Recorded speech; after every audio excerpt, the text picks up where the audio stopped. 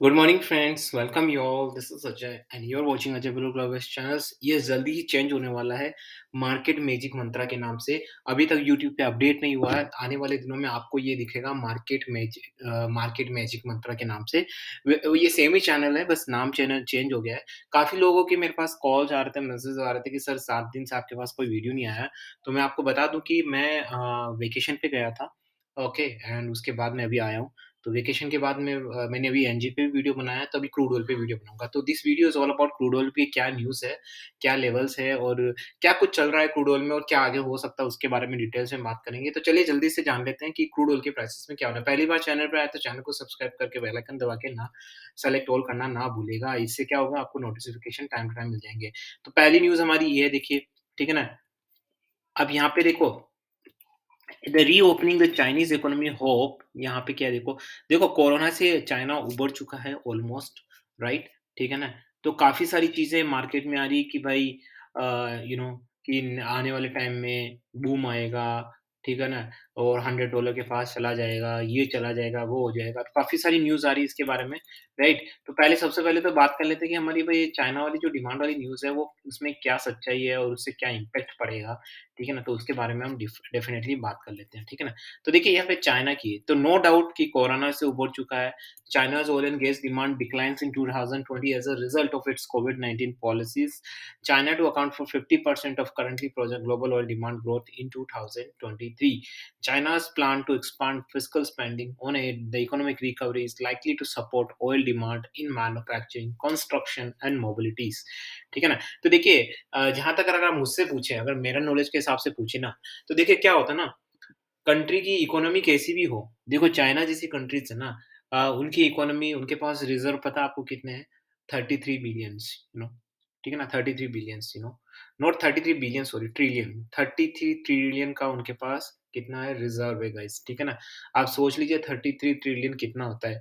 अगर हम इंडिया की बात करें, 33 नहीं है, वो दूसरी चीज़ों को मिला के है, तो 20 के आस-पास ये मान के चलिए उनका है, होगा अराउंड 14 ट्रिलियन के आस-पास होगा। मेरे आँकड़े हो सकता है थोड़े ऊपर-नीचे हो जाए। और जबकि इंडिया की कितनी है? इंडिया की $3 ट्रिलियन डॉलर के आसपास, मतलब हमारा 4 गुना है चाइना, राइट? ठीक है ना? तो काफ़ी सारी चीज़ें हैं, तो डिमांड ग्रोथ भी डेफ़िनेटली वहाँ पे चाइना में होती है। लेकिन जब ये आर्टिकल्स लिखा जाता है, तो मेरा एक क्वेश्चन है, तो इन आर्टिकल के हिसाब से ये कि अब चाइना में मार्केट अगर बूम हो रहा है, रिकवर हो रहा है, तो ऑब्वियसली वहाँ ऑयल की डिमांड बढ़ने वाली है। ठीक है ना? तो एक पॉइंट ऑफ व्यू ये होता है गाइस, अब मैं मेरा पॉइंट ऑफ व्यू बताता हूँ। ठीक है, गवर्नमेंट किस हिसाब से काम करती है? देखो, पॉलिटिक्स अपने हिसाब से काम करती है, पब्लिक अपने हिसाब से अपनी ओपिनियन बनाती है। पब्लिक कभी भी गवर्नमेंट नहीं चला सकती, गवर्नमेंट के अपने पॉलिटिकल डिसीजंस होते हैं जो पब्लिक कभी नहीं समझ सकती। तो मेरे हिसाब से जब चाइना में कोविड क्राइसिस था, तब मुझे लगता है कि चाइना ने फिर भी जो ऑयल उनको चाहिए था, वो उन्होंने इम्पोर्ट किया ही होगा। उनके पास पैसों की कमी नहीं है, उनके पास रिज़र्व हैं काफ़ी सारे, कोई दिक्कत नहीं है। ऐसा नहीं है कि वो कोविड खुलने का इंतज़ार कर रहे हैं, लोग पेट्रोल खरीदेंगे, डीज़ल खरीदेंगे, तब जाके वो ऑयल इम्पोर्ट करेंगे। आई थिंक आपको भी लगता है कि ये तो एक बचकाना हरकत हो जाएगी, राइट? बचकाना टाइप हो जाएगा कि लोग आएँगे, तब जाके ऑयल खरीदेंगे, क्योंकि कंट्री गवर्नमेंट को पता है, चाइनीज़ गवर्नमेंट को पता है भई, कि कभी न कभी तो कोविड खुलना ही है। जैसे ही कोविड खुलेगा, एकदम से डिमांड आएगी, लोगों को डीज़ल, पेट्रोल वगैरह ये सब चाहिएगा, राइट? तो इसमें तो कोई सोचने वाली तो बात ही नहीं है। तो ये चीज़ का जो मतलब है ना, कि भाई कोरोना हटेगा, ऑयल में डिमांड आएगी, मुझे लगता है कि फूहड़ है, कोई मतलब नहीं इस चीज़ का। जितनी ज़रूरत थी चाइना को, वो वैसे भी इम्पोर्ट कर ली है। कोविड में भी इम्पोर्ट कर लिया था गवर्नमेंट ने और बचा के अपना वो रखा था, ठीक है ना? तो ऐसी कोई बात है नहीं है, और स्पेशली कम प्राइसेज़ में मिल रहा था उनको। इतनी कम प्राइसेज़ में मिल रहा है, तो क्यों वेट करेंगे कोरोना के खुलने का और फिर जाके ऑयल करेंगे? अगर ज़्यादा भी हो जाता है, तो वो दूसरी कंट्रीज़ को बेच सकते हैं अपना ऑयल, जो वो कर ही रहते हैं ब्लैक में। इंडिया भी कर रहा था, रशिया से लेके न जाने किस-किस कंट्रीज़ को सेल कर रहा था, सभी कर रहे थे, राइट? तो वो तो आप कंटिन्यू कर सकते हो ना। तो इस आर्टिकल का मेरे नज़रिए से कोई मतलब नहीं है। मुझे नहीं लगता कि इससे कोई डिमांड पे फ़र्क पड़ने वाला है। अगर रियली डिमांड पे कुछ फ़र्क पड़ने वाला है, तो अगर ओपेक प्रोडक्शन कट करता है, तभी जाके कुछ होने जाने वाला है, बाकी नहीं होना है। तो इसका सारांश मैं आपको बता देता हूँ कि किसी तरह का बूम अगर आप देख रहे हैं, मुझे लगता है कि नहीं है, मैंने डेढ़ 2 महीने पहले वीडियो बनाया था और मैंने बोला था कि अब मुझे कभी भी ये क्रूड ऑयल 90 के आस-पास नहीं आता हुआ दिख सकता, इवन 85 भी बोला था। 2 महीने हो गए गाइज़, अभी इसने 85 भी टच नहीं किया है। तो गाइज़ इस कभी भी अपने 90 के ऊपर नहीं जा पाएगा अकॉर्डिंग टू माय एनालिसिस। कभी का मतलब ये नहीं होता कि एवरडे कुछ भी हो सकता है, कभी-कभी कैसे बोल सकता हूँ।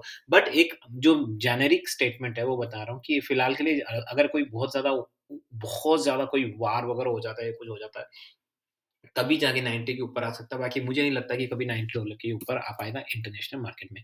तो चलिए अब बात कर लेते हैं कि आंकड़े क्या कह रहे हैं, ठीक है ना? देखो 1 वीक का चार्ट बता देते हैं आपको, ठीक है ना? 1 मंथ का चार्ट बता देते हैं।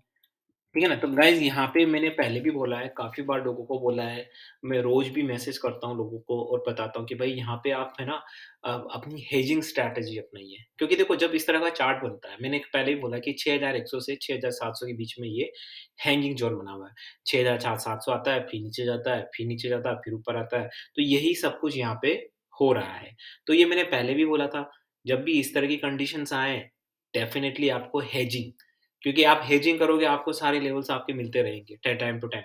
तो आप इसमें सबसे इम्पोर्टेंट चीज़ ये है कि आप हेजिंग करते रहिए, वो एक बेस्ट स्ट्रैटेजी है। तो अगर आप ऑन एंड ऑल अगर आप मुझसे पूछें यहाँ पे अगर मैं 3 महीने का चार्ट देख के बताऊँ देखें, ठीक है ना? तो देखो कंसोलिडेशन फेज़ में ये आपको भी दिख रहा है, तो यहाँ से अगर ये नीचे जाता है, मैं आपको बता देता हूँ यहाँ पे, अगर ये यहाँ से नीचे जाता है तो आपको बहुत नीचे के लेवल्स मिलेंगे यहाँ पे, अच्छे खासे नीचे के लेवल्स मिलेंगे। ठीक है ना? तो मुझे लगता है कि अगर यहाँ से 78 पॉइंट वैसे तो 20 का सपोर्ट है, ठीक है ना? 78.20 का सपोर्ट है। अगर 78.20 अगर ब्रीच करता है गाइस, तो मुझे लगता है कि ये बहुत नीचे जा सकता है, 77 के लेवल्स भी आपको आते हुए दिख सकते हैं। हाँ, यहाँ पे अगर आप मुझसे एक चीज़ पूछें ऊपर की तरफ, तो ऊपर की तरफ जब अगर ये 80.20 को क्रॉस कर जाता है, तो guys officially according to my self, according to my analysis आप ईज़िली 81 के लेवल्स देख सकते हैं। तो ठीक है ना? तो ये है शॉर्ट टर्म में अगर आप मुझसे पूछें तो मैं यहाँ पे किसी भी तरीके से बुलिश नहीं हूँ, ठीक है ना? बिकॉज़ मैं आपको पहले भी बोल चुका हूँ, एनजी में भी मैंने आपको वैल्यूएशन बताई थी, क्रूड ऑयल में भी वैल्यूएशन बताई थी। क्रूड ऑयल की वैल्यूएशन देखो यहाँ पे स $70 की ही है। जो एक्चुअल वैल्यूएशन है क्रूड ऑयल की वो 70 टू 74 के बीच में है। इनफैक्ट स्लो डाउन चल रहा है, रिसेशन हो सकता है आ जाए, ठीक है ना? कुछ भी कु सारी चीज़ें जो अगेंस्ट में है, सिर्फ़ एक ही चीज़ क्रूड ऑयल के फ़ेवर में है कि कोई ओपेक प्रोडक्शन कट कर दे। कट भी करता है ना तो गाइज़ मुझे लगता है थोड़ा-सा स्पाइक आएगा फिर वापस से डाउन चला जाएगा क्योंकि मार्केट में डिमांड ही नहीं है सर। मार्केट में स्लो डाउन चल रहा है, यूएस में चल रहा है, यूरोप में चल रहा है, कहाँ से आएगा? तो मैं ओवरऑल इस पे बेयरिश ही हूँ। मुझे लगता है कि वापस से आपको आने वाले टाइम में 75 के लेवल्स आसानी से आते हुए दिख सकते हैं। लेकिन वी हैव टू यहाँ पे जो सबसे बड़ा सपोर्ट है वो है 78.20 का। वो टूटता है तो आपको 77 मिलते हैं। फिर उसके बाद आपको 75 के लेवल पे आस-पास भी मिल सकते हैं। ऊपर की साइड अगर 80.20 टूटता है तो डेफिनिटली आपको 81 के लेवल्स मिल सकते हैं। लेकिन ऊपर साइड मुझे ज़्यादा लेवल्स यहाँ पे दिख नहीं रहे हैं गाइस, ठीक है ना? तो आशा करता हूँ कि आपको वीडियो अच्छा लगा होगा दोस्तों, यहाँ पे स्ट्रैटेजी बताता हूँ। पहले मैं डिस्क्लेमर देता हूँ, this channel is only for educational purpose. यहाँ पे किसी भी तरह की बाय सेल की रिकमेंडेशंस नहीं दी जाती है।